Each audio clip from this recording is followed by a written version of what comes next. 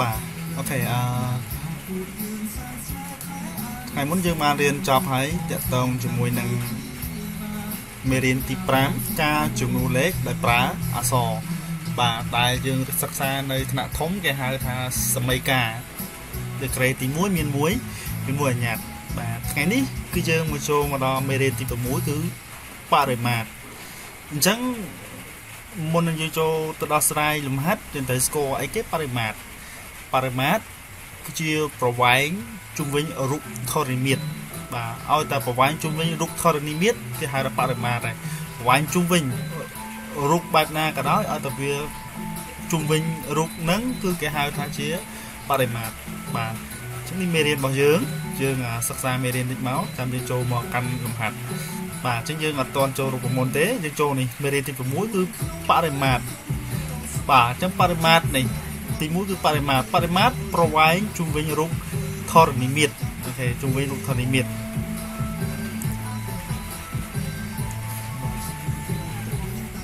បាទ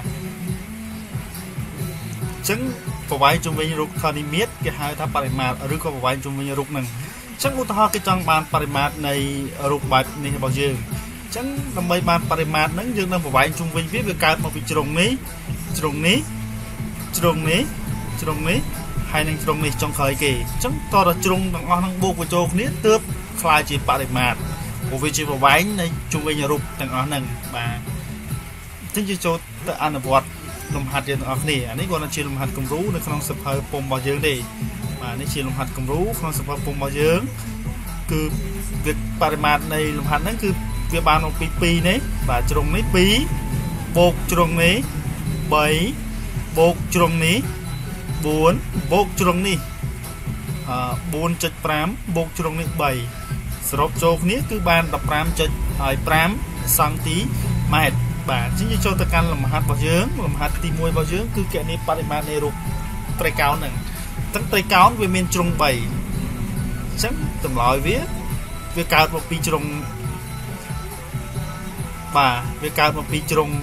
យើងយកជ្រុងណាបូកក៏បានដែរអញ្ចឹងលោកគ្រូសន្មតថាជ្រុងនេះជាជ្រុងដំបូងអញ្ចឹងវាបានពីជ្រុងនេះអូខេបូកឲ្យជ្រុងមួយនេះបូកឲ្យជ្រុងមួយនេះអញ្ចឹងតតែ3ជ្រុងបូកចូលគ្នាទើបคล้ายទៅជាប្រវែងជុំវិញរូបហើយដល់ពេលប្រវែងជុំវិញរូបគឺគេហៅវាថាជាបរិមាត្របរិមាត្រគេតាំងដល់អក្សរ P ឬក៏បារាំងគេហៅថាអក្សរ P អូខេអក្សរ P បាទតោះយើងចូលទៅដោះស្រាយទាំងអស់គ្នាលំហាត់នេះ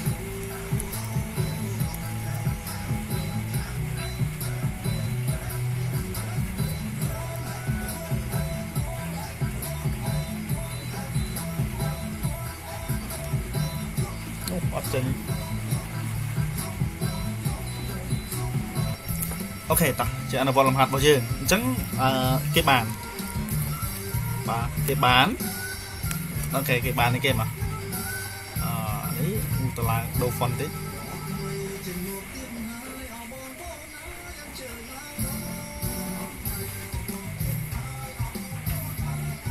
បាទគេបានបាទអញ្ចឹងយើងធ្វើដូចមិញគេបានអីគេ P ស្មើបាទអញ្ចឹងលោកយក 3.2 ជាចូលជ្រុងទី1 3.2 ម៉ែត្របូកនឹង 4.3 ម៉ែត្របាទបូកនឹង 4.7 ម៉ែត្រដោយសារត្រីកោណវាមាន3ជ្រុងអញ្ចឹងយើងយកជ្រុងណាមួយបូកក៏បានដែរអញ្ចឹងជ្រុងទី1គឺ 3.2 ជ្រុងទី2គឺជ្រុងទី2គឺ 4.3 ហើយជ្រុងទី3គឺ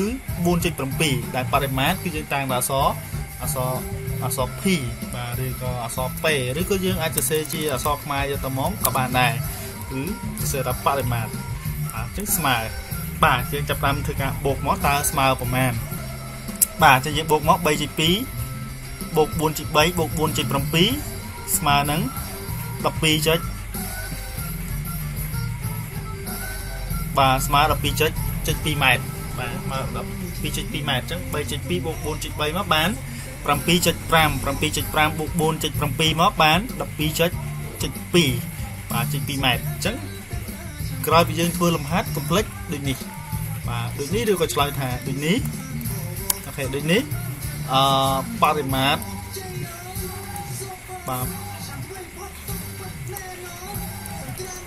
parimat này rút và này rút pi smart đập pi cho pi mét và là pi cho pi mét phần năng và ní cứ chia parimat bao nhiêu cứ chấm lại với phần năng báo được còn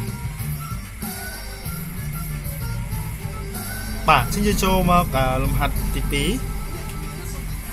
bà làm hạt tí pí bao nhiêu làm hạt bí bà làm hạt bí chứ cho làm hạt bí bà cho làm hạt bí bao nhiêu chứ phải cả tiền về một vĩnh nhưng cho ta làm hạt bí bà ấy đây dừng lục làm hạt co cho nó mấy cái đặt co hay năng bì nên sẽ phải phùng chính những loại tam khi ra tới bà lục để cho mà chẳng ní cứ chỉ làm hạt tp và chẳng đi như này rock paramat chẳng paramat cứ chỉ vào vài chục về rụt nằng chẳng ta chăm lo với paramat thưa mai cho này bà chẳng với ca được nè cái cả một pi trồng này muối bông chút này chứ nó cũng xong mà tại trồng thì muối chẳng trồng thì muối bố phải trồng ní và bố phải trồng ní hay là trồng này sớm núa xua tha tá pi trồng ní bàn một chấm lòi một pi nào việc nhìn lấy chẳng và chẳng ta sao ta biết chia chặt còn cái miền này tha trồng ní hay là trồng ní cứ smile này chẳng bà này đọc bằng bấy anh ấy và còn chỉ đọc đọc from bấy decimal này ok đọc from bấy decimal chắc anh ấy cứ chỉ phải vài tập tầng và chẳng tập tầng anh ấy có tập tầng này chẳng pin slot ní phải vài với smart này của cho là con cái vì miền trong pp smart này mùi vơi nhà mùi clay chẳng anh ấy vẽ chưa bắt đầu ấy bạn ấy clay chưa tập tầng chẳng đọc mùi được này chắc bạn ấy đọc muối anh ấy có đọc mùi đài và đọc muối decimal này bà chứng cái thưa ca anh là vót được làm hạt dừng từ bồn máu kẹn đi kia máu bà ta sẽ dừng chập lắm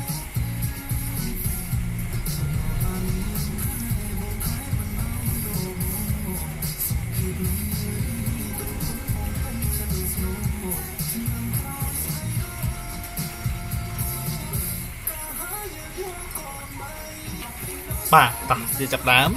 tránh việc đắng hay mánh tránh cái bán piece mà ok piece mà trong tí mùi đọc cùng với ok đọc cùng với decimal bột nâng trong tí tí đọc muối decimal bột nâng trong tí bay trong này trắng mấy giờ bây giờ hai anh ấy đọc cùng với anh ấy chỉ bắt đầu đi đọc cùng với đàn trắng đọc cùng với decimal bột anh ấy đọc muối decimal chẳng anh ấy còn chỉ đọc muối decimal này đọc muối decimal bà tớ sma nắng còn mà ok chẳng như bột buồn trong trâu nè mà bà chẳng như bột trục nè móc khơi hà sụp với decimal bà chẳng đôi ní làm hạt tp bao giờ nắng cứ khơi đọc với decimal bà chẳng năm bay đo saiประเภทลมพัดปริมาตรแบบนั้นให้เกมมันเอาจะปลารูปมุนคือจะก่อนโบกจุงไปโจกเนี่ยมาvà សម្រាប់រូបរាងដែលមានជ្រុងប៉ុន្តែបើទៅករណីរង្វង់គឺយើងប្រើប្រមុនផ្សេងបាទអញ្ចឹងនៅក្នុងលំហាត់នេះគឺយើងប្រើតែរូបធននិមិត្តដែលមានជ្រុងទេដូចជារូបការ៉េរូបចតុកោណកែងឬក៏ប៉ាឡេឡូក្រាមត្រៃកោណជាដើមបាទឬក៏រូបផ្សេងទៀតប៉ុន្តែឲ្យតែមានជ្រុងបាទលើកលែងរង្វង់